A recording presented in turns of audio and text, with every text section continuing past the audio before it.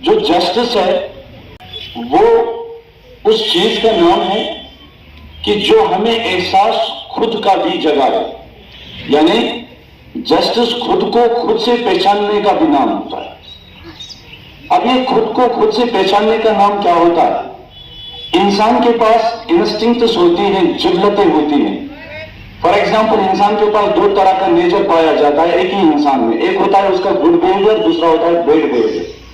اسلام اس کو کہتا ہے گڈ بیہیویئر کو مقام رکھ، گڈ بیہیویئر کو حاوی رکھ اپنے اس لوور سینسز پہ، اپنے اس جو بیڈ بیہیویئر ہے آپ کے پاس اس پہ اس کو مقام رکھ۔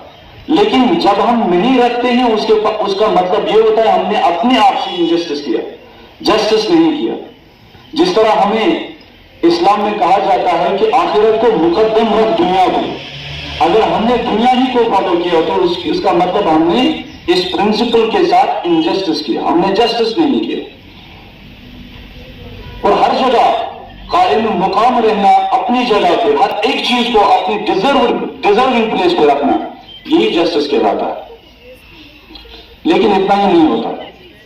اس پہ ایک واقعہ ہے جو امام علیہ السلام کے ریل میں ہوا۔ دو عورتیں ہوا کرتی تھی اور ایک بچہ ہوتا ہے۔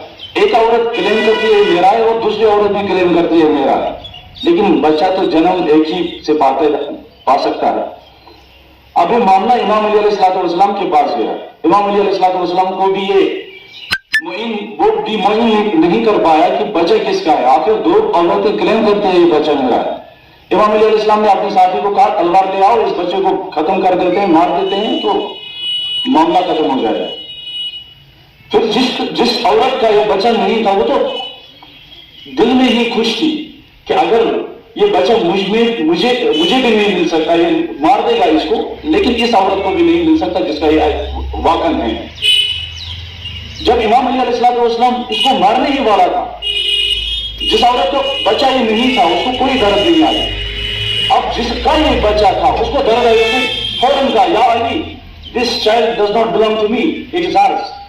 یہ امس بچہ اس یہ ونان یہ میون، لیکن وہ تم سے اس نے یمس داد تمی وون یہ علی یہ ترو میں بچہ اس میں بچہ یہ ام کر میں کلیم اتس یہ میون، ام کیا وون اتس یہ ون سن خطا یہ ام سن بچہ۔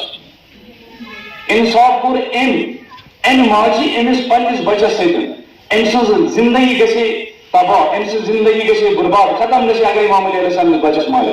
ہمس اس کہین ون کر انجسٹس امس ستھ، کور جسٹس۔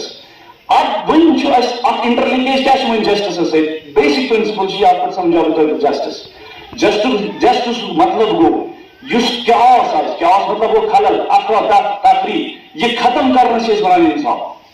ان چیزن اس ام سن زندگی ام ماجہ بچو پنس بچہ سن ہم سندس کلیم کرمتس دتن سپورٹ، امیک مطلب گو ام بچو اتس کیاس یعنی خلل افرا تفری، زندگی بچو اس پانی لڑائی گھے سہ بچو۔ امام علیہ السلام اس قتل کرے یہ گھے اخ بیڈ پرنسپل بیڈ اخ تھاٹ گھے توریخ اسلامس مز سہ بچو۔